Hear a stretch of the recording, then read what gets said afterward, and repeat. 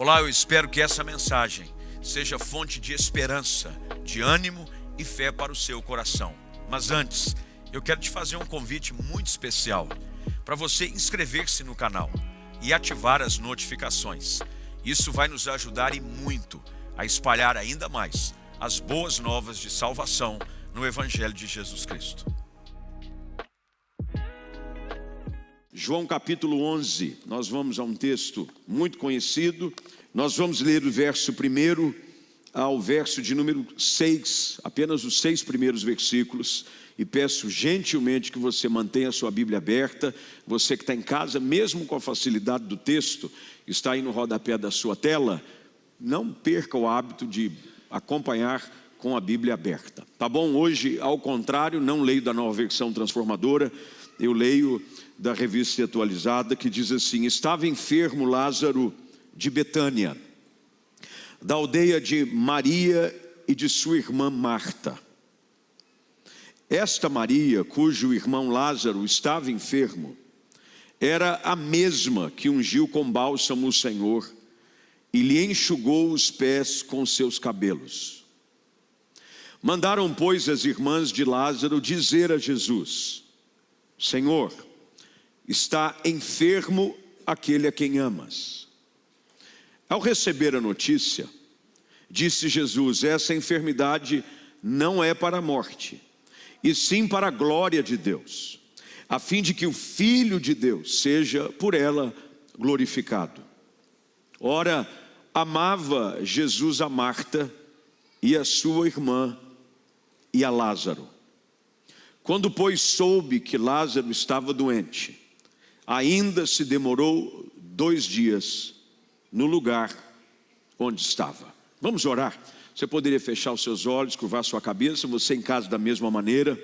Senhor, nós te agradecemos pela oportunidade de mais uma vez nessa noite nos reunirmos aqui numa terça-feira para podermos te adorar, para exaltar o teu santo nome, para render graças a ti, porque essa é a razão de estarmos aqui.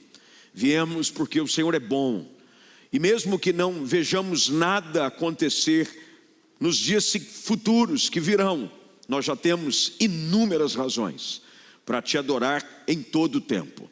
Mas nós cremos que a tua bondade nos acompanha todos os dias e antecipamos pela fé de que o Senhor não somente fez coisas grandes na nossa vida, mas que o Senhor ainda fará coisas grandes na nossa história. Diante da tua palavra, nós agora abrimos o nosso coração e pedimos que o teu Espírito fale conosco e que ela produza aquilo que só ela tem o poder de produzir: fé. Fé para crer de que mesmo diante do impossível, o Senhor pode realizar algo maravilhoso. Nós assim oramos, desde já agradecidos em nome de Jesus. Amém. Essa é uma história unicamente narrada neste capítulo de todas as Escrituras, inclusive nos Evangelhos, e é uma das histórias mais conhecidas dentre todos os milagres de Jesus pela sua maneira tão impactante e notoriedade que toma o milagre. Afinal de contas, não é todo dia de que alguém ressurge dentre os mortos. Só existem 2 milagres narrados de ressurreição nas Escrituras, tirando do próprio Senhor Jesus. Um é Lázaro, outro é o filho da viúva de Naim. Apenas 2. Sabemos, é fato, de que quando Jesus ele é crucificado, a Bíblia diz que houve um grande terremoto e muitos que estavam mortos ressuscitaram. Há essa exposição nas Escrituras a respeito desse fato. Mas de uma forma pontual, aonde os personagens são identificados e o contexto da história é contado em detalhes, apenas esses 2. Mas dos 2, tanto do filho da viúva de Naim, quanto de Lázaro, Lázaro é o que tem todo um capítulo dedicado a esse episódio. Talvez por conta da familiaridade que existia do relacionamento de Jesus com essa família. Era uma família composta, pelo menos assim a Bíblia nos apresenta, de 3 irmãos, 2 irmãs e um irmão. Em algum momento, provavelmente, produzido pela experiência que a própria Maria, uma das irmãs, tem com o Senhor Jesus, produziu-se uma intimidade muito grande de Jesus com esses 3 irmãos. Até porque Betânia era uma cidade muito próxima de Jerusalém. Talvez Jesus fizesse dali, depois da experiência com a família, um lugar de passagem. Afinal de contas, quem é que não gosta de estar na casa de amigos? Principalmente quando o amigo está fazendo um churrasco. É bom estar na casa de amigos, não é verdade? É bom quando os amigos te ligam no final de semana e dizem assim: o que você está fazendo? Ele diz: olha, eu decidi aqui assar uma carne. Eu falei: conta comigo, estou chegando. É bom você estar entre amigos. Jesus estabelece um relacionamento de amizade profunda com essa família. Provavelmente Jesus, ao passar por ali, dentro das oportunidades que teve, ele gastava um tempo de conversa, de boas refeições, de boas risadas. Tem gente que acha que Jesus era um homem sisudo. Ele não era. Jesus sabia muito bem como comportar-se nos devidos ambientes da maneira correta. Tem coisa que não combina com alguém que é crente, é sempre estar de mau humor. Tem gente que você vai cumprimentar ele, está sem mau humor e diz que é crente. Até a paz do Senhor dele é meio enfesada. A paz. Não, é óbvio que nem todo dia você está a fim de sorrir. Afinal de contas, você não é uma mala velha. Porque tem gente também que é uma mala velha. Está tudo bem. Não. Tem dia que você não se aguenta. Tem alguém com um dia assim ou não? Levanta a mão e me ajuda aí. Tem dia que você diz assim: eu não sei como é que eu estou me aguentando hoje. Se eu pudesse, eu me deixava por algumas horas e depois eu voltava. Já passou por dias assim ou não? Normal.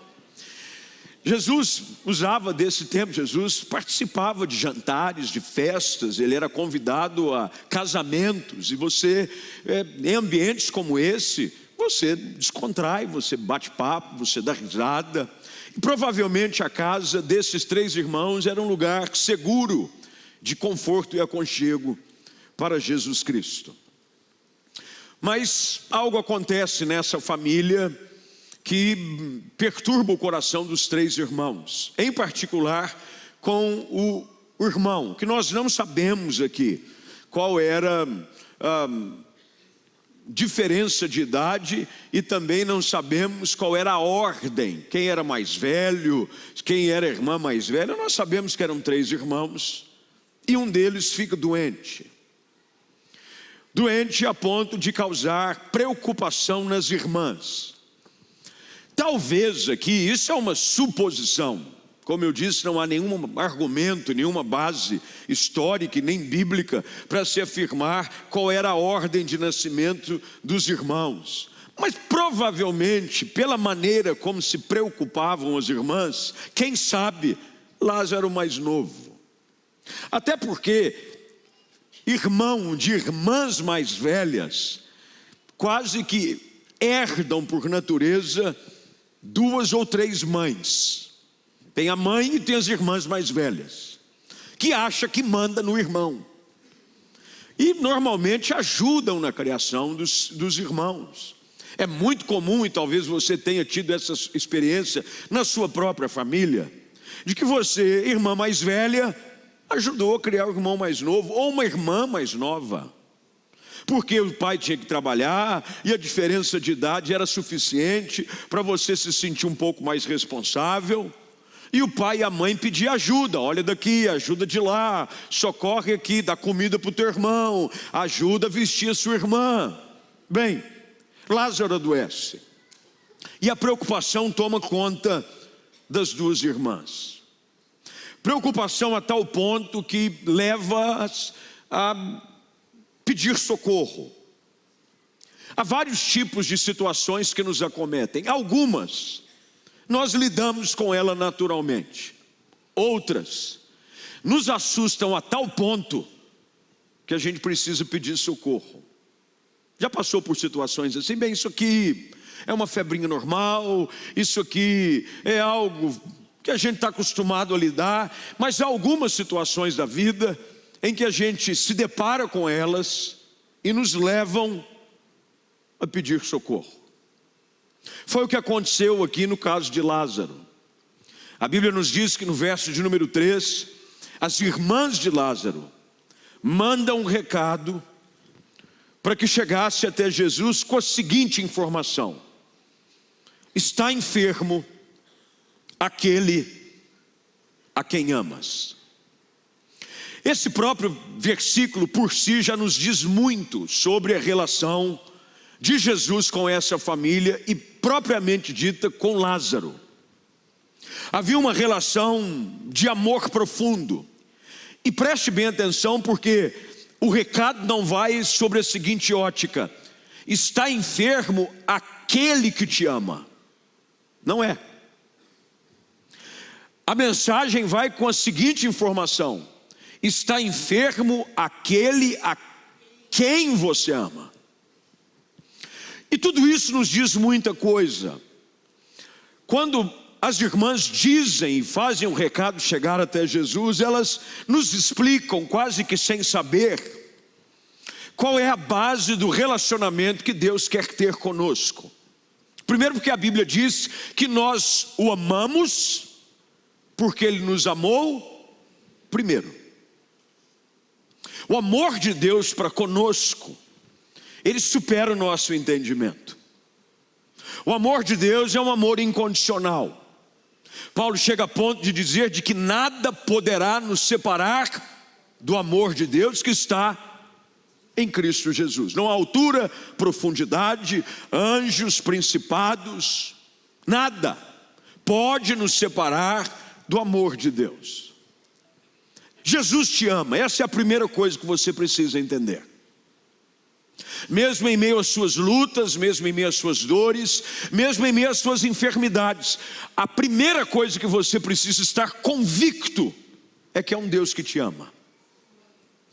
Não havia dúvida alguma no coração das irmãs de que mesmo diante de uma situação que causava preocupação, o amor de Jesus para com Lázaro estivesse sendo questionado. Mas sabe que nem todos nós temos a mesma percepção. Quem é que diante das lutas da vida não fez a seguinte questão: acho que Deus não me ama, eu acho que Deus não se importa comigo, eu acho que Deus não gosta de mim. Afinal de contas, olha as coisas que eu estou enfrentando, olha as lutas, olha as perdas, olha as dores, olha a enfermidade dentro da minha casa. E você começa a questionar algo que deveria ser inquestionável na sua vida: o fato de que Deus te ama. Essa verdade foi confirmada pelo próprio Senhor Jesus no encontro às secretas com um homem chamado Nicodemos, naquele que é o versículo mais conhecido de todas as Escrituras, João 3,16. Jesus diz: porque Deus amou o mundo de tal maneira,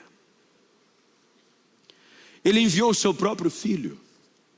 E quando Jesus diz isso a Nicodemos, este amor de Deus de tal maneira, era Jesus tentando de uma forma simplista e talvez compreensível para Nicodemos dizer: o amor de Deus é algo tão grande que você não consegue sequer mensurar.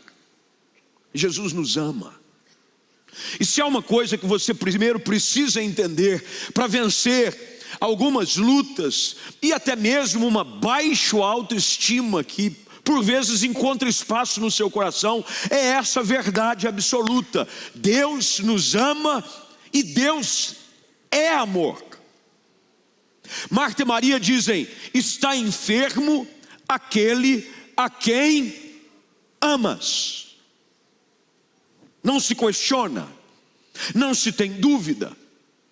Afinal de contas, elas e ele próprio, Lázaro, sem sombra de dúvida, já deveriam ter experimentado demonstrações de amor de Jesus para com eles. Se há uma coisa difícil às vezes de se compreender, são gestos e expressões de amor de pessoas para conosco. Há um livro que é um clássico, e eu gosto de citar livro porque eu gosto de ler, tanto que eu sou um escritor, porque eu gosto de ler e eu gosto de publicar livro. É um livro clássico da literatura cristã, escrito por um autor americano chamado Gary Chapman. Você já deve ter lido alguma coisa, chama 5 Linguagens do Amor. As 5 Linguagens do Amor.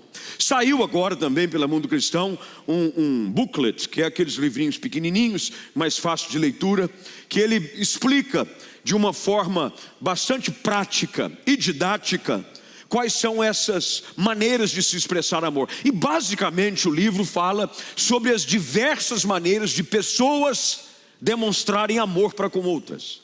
Por exemplo, tem gente que vem de famílias um pouco mais conservadoras, famílias mais simples, onde os pais não tiveram assim tanta expressão de amor dentro de casa, que nunca ouviram dos seus pais eles dizerem a você: eu te amo. Tem gente que diz assim: eu nunca ouvi do meu pai ou da minha mãe dirigirem a palavra assim, literalmente, ipsiliteris: eu te amo, filho, eu te amo, filha. Mas talvez, e com certeza eu posso assim afirmar, de que os seus pais de alguma maneira expressavam o amor dele para com você, não com palavras. Porque tem gente que expressa amor com gestos, faz um carinhozinho, às vezes aquela forma um tanto bruta, do pai pegar o filho, botar embaixo do braço e fazer um cascudo nele. Já viu o filho que o pai faz assim? Pega aqui e faz assim, ó, dá um esfregão. Você sabe o que ele está te dizendo? Eu te amo. Ou às vezes um pai chegando, levando de forma esforçada, com o suor do seu rosto, trabalhando até tarde, tentando prover de alguma forma o melhor para colocar sobre a sua mesa, o melhor tipo de roupa que ele conseguia comprar para você se vestir, o melhor calçado que ele conseguia comprar, e ele estava te dizendo: eu te amo. O fato é de que Deus demonstra o seu amor para conosco, e a Bíblia diz pelo fato de Jesus ter morrido na cruz em nosso lugar. Portanto, se há algo aqui que você não pode em momento nenhum questionar, é o fato de que Deus te ama, e quem ama se importa, tem interesse, se preocupa. Se Deus nos ama, por exemplo, você pode pegar isso de uma forma um pouco mais particular e levar para a tua realidade familiar, se você é casado, se você tem filhos. No meu caso, por exemplo, sou casado, tenho 2 filhas, eu as amo incondicionalmente, e eu procuro de todas as formas demonstrar esse amor. Eu procuro de todas as formas mostrar. Eu sou uma pessoa extremamente verbal. Comigo não tem meias palavras, tanto para agradecer quanto para bater. Aqui é o seguinte: veio, pá, aleluia, glória, volta, vamos em frente. Não tem meias palavras. Eu falo do mesmo jeito que eu falo, eu agrado, eu desagrado, mas é assim que eu sou. Gabriela, é assim. Eu tento de todas as formas, sou muito verbal. Sempre para minhas filhas, para minha esposa, incansavelmente: eu te amo, eu te amo, eu te amo, papai te ama. Vai deitar, papai te ama. Eu digo para minha esposa: eu te amo. Hoje mandei uma mensagem do nada para minha esposa no WhatsApp: saudades, eu te amo. Agora, por amar, você se preocupa, você se interessa.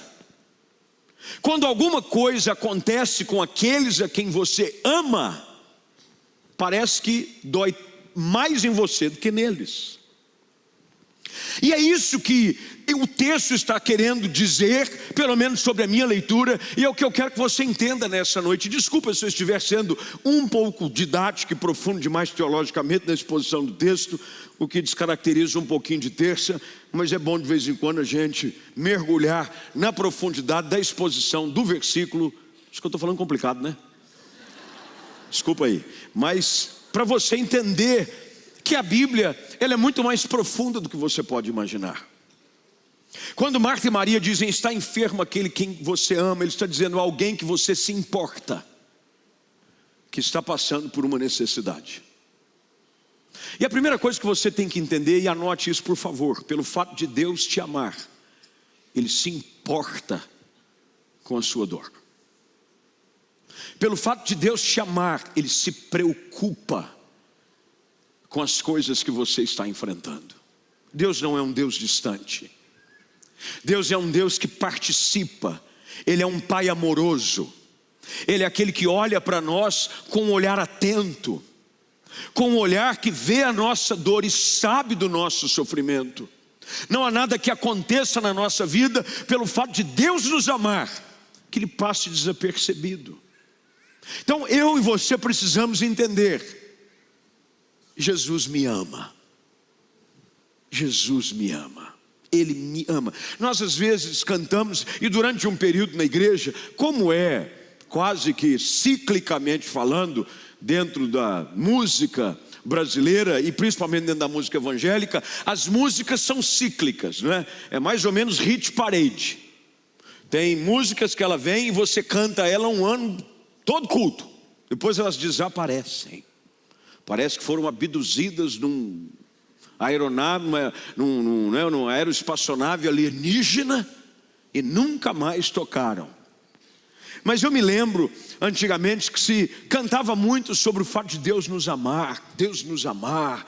Eu me lembro quando criança, a gente cantava uma música na escola dominical que usava até as mãos e dizia assim: Deus me ama e eu te amo, vamos sempre assim. Quem é dessa época aí?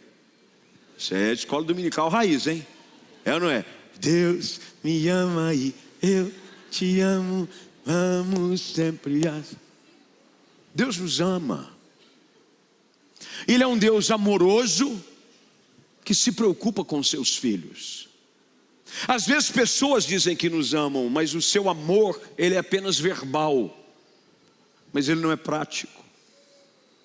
Ele é um amor, e já perceberam que as pessoas às vezes usam a palavra amor de uma forma vulgar? Te amo. Falar te amo hoje virou um negócio: te amo. Eu te amo. Eu te amo. Tem emoji eu te amo. Tem hashtag eu te amo. Tem figurinha eu te amo. Mas amor é algo muito mais profundo do que isso. Amar é um sentimento que primeiro é uma decisão. Eu escolho amar. Nós não amamos por obrigação. Nós amamos por escolha. Deus nos ama porque Ele escolheu nos amar. E esse Deus que nos ama, Ele se preocupa. E por conta disso nós descobrimos uma segunda coisa nesse texto que é maravilhosa. É o fato de que, porque Deus me ama, mesmo que a situação pareça difícil, eu não posso desistir do meu milagre. É exatamente isso que nós notamos. Pode parecer tarde demais. E a expressão de quando Jesus demora ainda mais 2 dias, ou seja, Ele chega e Lázaro já está morto há 4 dias. Nos ensina algo aqui. Primeiro porque Jesus é intencional em tudo que Ele faz. Jesus poderia muito bem, com uma palavra, como Ele havia feito em outras ocasiões, o servo do centurião, ele havia sido curado com uma. Ele diz: não sou digno de que você entre na minha casa, o meu servo está enfermo, basta que o senhor dê uma ordem, e ele que está enfermo lá em casa, vai se levantar. Bem, se Jesus disse isso ao servo de um centurião, que era um gentio pagão, quanto mais o que Jesus não poderia ter feito por Lázaro. Jesus não precisava ir a Betânia. A mesma autoridade que curou o servo do centurião curaria Lázaro em Betânia. Mas há uma intencionalidade em tudo que Jesus faz. E é aqui que a gente precisa entender: nada do que Deus permite acontecer na vida daqueles a quem Ele ama é por acaso. Você já leu aquele texto de Romanos 8:28? Todas as coisas cooperam para o bem daqueles que... Mas você só ama a Deus porque Ele te ama. Então o que a gente precisa entender? Se demorou, é porque há um propósito maior. Eu queria que você olhasse para quem está do seu lado e dissesse assim: se está demorando, é porque há um propósito maior. As irmãs de Lázaro não compreendiam isso. Elas disseram a Jesus: se o Senhor tivesse chegado aqui mais cedo, ele não teria morrido.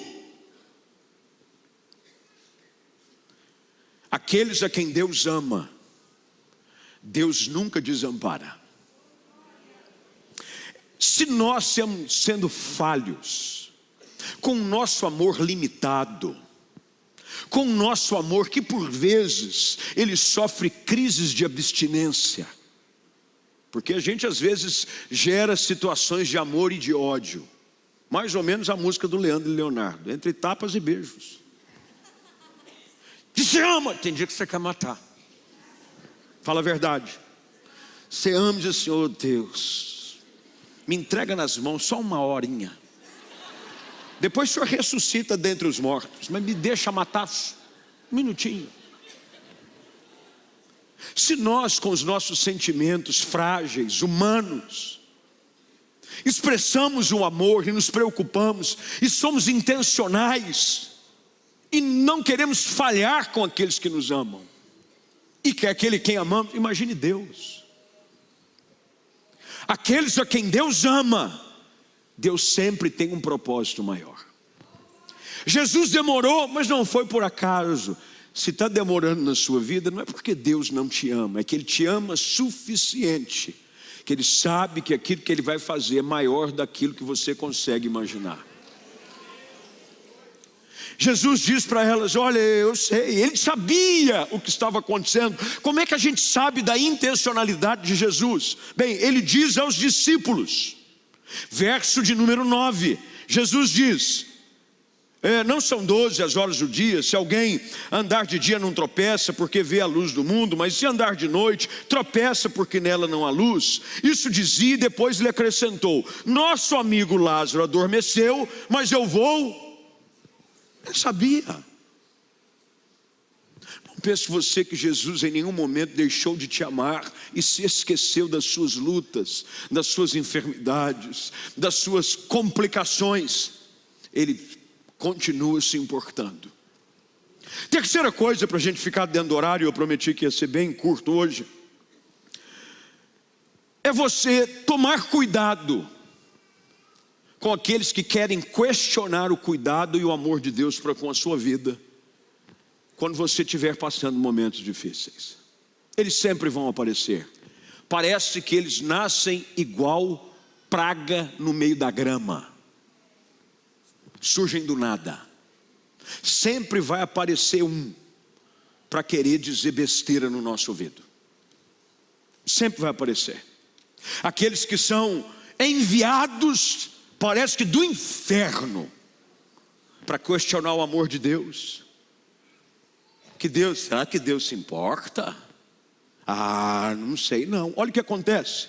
Verso de número ainda 36 e 37. Bem, primeiro, o amor de Jesus para com eles era intenso. Você vê no verso 36 que os judeus disseram: quando Jesus chora, vê de quanto o amava. Mas alguns objetaram. Você podia usar essa expressão para alguém que quiser falar mal da sua vida. Pare de objetar. Você fica objetando. Tem uns objetadores. Isso aí é um objetador. Alguns objetaram. Não podia ele, que abriu os olhos ao cego, fazer que este não morresse? Sempre aparecem umas pragas dessa, que vão dizer aí: Deus te ama. Se Deus te amasse, não ia acontecer isso aí. São os amigos de Jó, que querem encontrar uma razão, um culpado, questionar a preocupação e o interesse de Deus na nossa vida. Ele que abriu olhos aos cegos. Ele está querendo dizer, ele não é Deus. Teve uns caras lá que ele nem tinha relacionamento, disse que era amigo da onça. Diz que é amigo, manda chamar e não aparece quando chama. Você mandou chamar e o cara ainda atrasou 2 dias. Que um amigo desse eu não quero. Quem tem um amigo desse não precisa de inimigo. Cuidado com aqueles que querem questionar a fidelidade de Deus na sua vida. Quando você não está convicto sobre as suas crenças, sobre a sua fé, você tende a naufragar quando questionam do amor de Deus para com você. Tentaram fazer isso, tentaram questionar. Nos momentos críticos sempre surgirão aqueles que duvidam da bondade de Deus. O próprio Davi, um homem segundo o coração de Deus, aquele que havia sido separado de dentre as malhadas das ovelhas, escreveu no Salmo de número 3, verso de número 2: são muitos os que dizem de mim, não há salvação para ele. Isso aí, causa perdida. Até Deus abandonou. Esse aí, Deus não se importa, Deus entregou para a sorte. Cuidado. Cuidado a quem você dá ouvido, eles sempre vão aparecer. Apareceram no caminho do milagre, da ressurreição da filha de Jairo, quando diz, ela já morreu. Tem os emissários que dizem, vem lá os mensageiros para dizer, não mexe com ela não. Terceira coisa, e a gente caminha para o fim, eu prometo. Quando Jesus chega diante do sepulcro, ele diz, tirai a pedra. Lá na frente, Jesus insiste, já depois de Lázaro ter ressuscitado, verso de número 44, ele diz, desatai-o e deixai-o ir. E aqui tem algumas coisas que nós precisamos entender. Por mais que Deus nos ame, tem algumas coisas que nós precisamos fazer que demonstrem o amor por nós mesmos e pelos nossos. Tirar a pedra, desatar, deixar ir, é um ato de esforço. As coisas que só Deus pode fazer, Ele fará. Mas as coisas que nós precisamos fazer, Ele não vai fazer. A pedra era grande, a pedra era pesada. Quando na manhã da ressurreição vão ao túmulo onde Jesus havia sido sepultado, e a pedra está removida, questiona-se, porque arqueólogos afirmam de que as pedras que eram roladas sobre os sepulcros, elas eram extremamente pesadas. Precisavam de 2, 3, 4 pessoas para rolar uma pedra. E isso era necessário para que evitasse saques. E também para que animais selvagens não entrassem e viessem comer da carcaça dos mortos. Portanto, a pedra era pesada. E quando nós estamos diante de algumas dificuldades, há algumas coisas aqui que nós precisamos entender, que o texto nos ensina. Primeiro, que há necessidade de haver um esforço pessoal, mas que de vez em quando nós precisamos de alguma ajuda. Tanto é que o verso diz aqui, verso 41, se puder pôr na tela aí por gentileza, diz que tiraram então a pedra. Tem algumas coisas que nós vamos precisar do amor de Deus para conosco, para nos ajudar, mas também nós vamos precisar estar perto de gente que se importa com a gente, para nos ajudar a vencer. Deus te ama, mas você precisa estar perto de gente que te ama também. Esse é o papel da igreja. A igreja é um lugar onde nós ajudamos pessoas a removerem as pedras que as impedem de viver o milagre de Deus na sua vida. Por isso que nós insistimos, seja online ou seja aqui presencialmente, que você esteja presente, porque o fato é de que há algumas pedras impossíveis de serem removidas sozinhos. Precisamos da ajuda uns dos outros. Nós vamos encontrar nas Escrituras algumas situações como essa. Marcos capítulo 2, um coxo que é levado por 4 amigos. Êxodo capítulo 17, quando Moisés estava com a sua mão levantada, e a Bíblia diz no verso de número 12, que ela se transformou pesada demais, que Arão e Hur se colocaram um de um lado e outro do outro, para manter a mão dele de pé.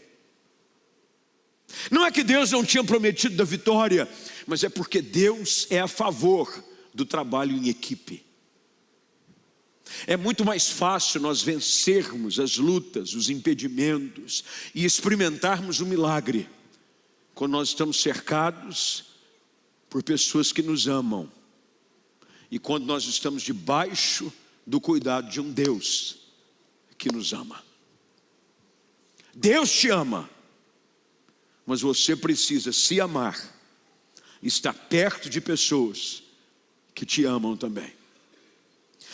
O amor das irmãs era real, mas quando Jesus manda tirar a pedra, a Bíblia diz que Marta diz: já cheira mal.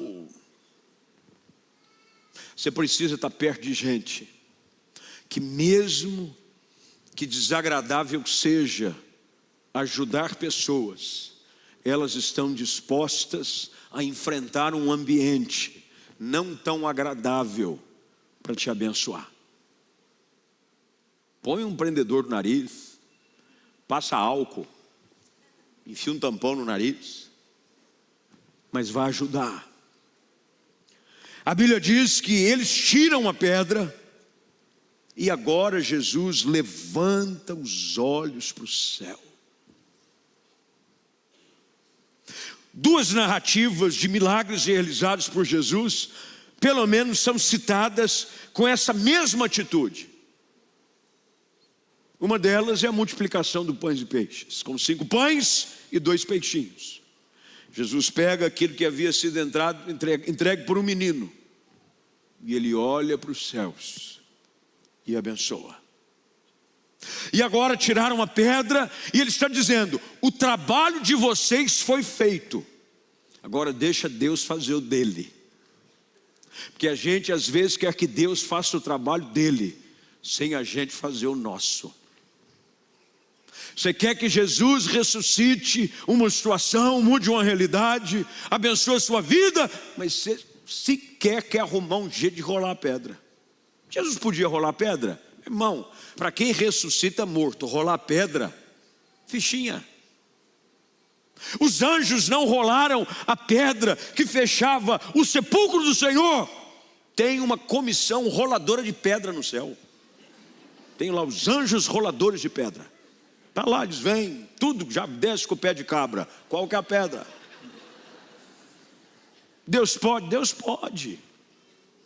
Mas o que Jesus está querendo nos ensinar é isso: eu te amo, mas você precisa se importar com você a tal ponto de querer cooperar com aquilo que eu quero fazer na sua vida. É por isso que o convite da graça precisa ser aceito. Ninguém é salvo por obrigação. Ninguém é transformado de forma forçada. Você não entra num culto como esse e sai abençoado, queira você ou não, hein? Não. Deus te ama. Deus ama a todos incondicionalmente. Mas você precisa ouvir a voz dele dizendo: tira a pedra. Sozinho eu não consigo, Senhor. Nós estamos aqui para ajudá-lo. A igreja preparou um ambiente, a palavra foi pregada. Tem pessoas que talvez te trouxeram aqui, ou mesmo enviaram um link para você que está em casa. e estão dizendo: eu quero te ajudar a experimentar um milagre na sua vida. Finalmente, depois que Lázaro ressurge dentre os mortos, Jesus então no verso 44 manda desatá-lo. Era costume fazer um tipo de embalsamento. É por isso que na manhã da ressurreição as mulheres foram levar bálsamos para ungir o corpo. Isso fazia com quem se amava. Colocava para evitar o mau cheiro e tentar preservar um pouco mais, porque existe ainda e sempre existiu um apego à matéria. Já perceberam em momentos de sepultamento que o momento mais crítico de um funeral é quando vão descer o caixão num túmulo, vão fechar, a pessoa já não está mais ali, é matéria. Se morreu em Cristo, já está com Jesus. Mas nós temos um apego. Jesus desata, deixa ir. Jesus está dizendo: é hora de você viver um novo tempo. Ressurreição significa nova vida. Ressurreição significa nova vida. Se Lázaro, e aqui há uma outra questão, talvez você não tenha notado, porque o amor de Deus, ao amor das irmãs de Lázaro e daqueles que estavam ali para ajudar a remover a pedra, para desatá-lo, mas também ao desejo de Lázaro de sair do túmulo. Porque Jesus diz: Lázaro, vem. Lázaro podia dizer: não vou nada, está ótimo aqui, estou no seio de Abraão, lugar de delícias, aqui não tem choro, não tem dor, eu vou é nada. Jesus vai ressuscitar outro, daqui eu não saio, daqui ninguém me tira. Se você não quiser, você não experimenta o amor de Deus na sua vida. Você tem que querer. O convite é o mesmo: vem para fora, deixa ir. E a Bíblia diz que eles ficaram maravilhados. A Bíblia diz que isso produziu um movimento tão grande, porque Deus os ama, Deus se importa, Deus sabe o que está fazendo, mas Deus quer que você hoje diga: muda a minha história, Deus. O que for necessário da minha parte fazer, eu estou disposto. Cheira mal, não tem problema. É mexer em áreas que talvez te deixem desconfortável. É confessar um pecado que você se envergonha dele. É desatar feridas que você tenta esconder. O estado de putrefação que existe dentro do seu coração. Mas você precisa dizer hoje para Jesus: no que depender de mim, hoje eu saio daqui para experimentar uma nova vida, porque eu aprendi que tu me amas, que tu tens um plano para a minha vida, e diante da tua palavra eu decido viver uma nova vida.